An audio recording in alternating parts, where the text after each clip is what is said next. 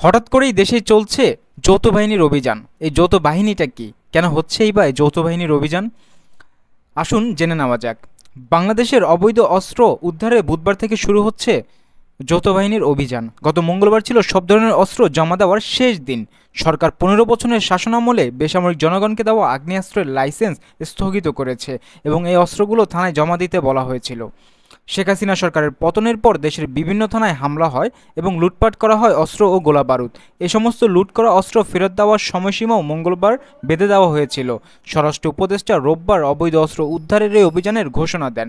এখন প্রশ্ন হলো, কারা এই অবৈধ অস্ত্রের অধিকারী এবং কিভাবে যৌথ বাহিনী এই অভিযান পরিচালনা করবে?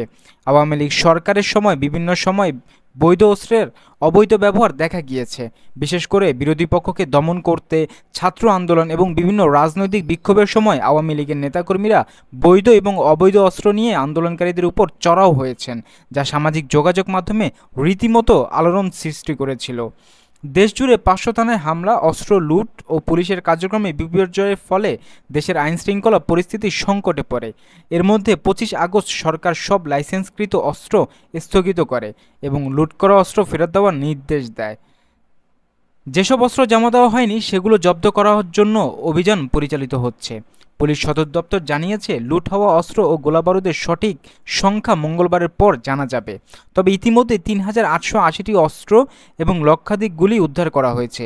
স্বরাষ্ট্র মন্ত্রণালয়ের নির্দেশনায় এই অভিযান পরিচালিত হবে সশস্ত্র বাহিনী, পুলিশ, র্যাব, বিজিবি, কোস্টগার্ড এবং আনসারের যৌথ সমন্বয়ে। মহানগর এলাকায় পুলিশ কমিশনারের নেতৃত্বে এবং জেলা পর্যায়ে জেলা ম্যাজিস্ট্রেটের নেতৃত্বে অভিযান পরিচালিত হবে। অবৈধ অস্ত্র সংরক্ষণকারীদের বিরুদ্ধে অস্ত্র আইনে মামলা দায়ের সহ কঠোর আইনানুগ ব্যবস্থা গ্রহণ করা হবে।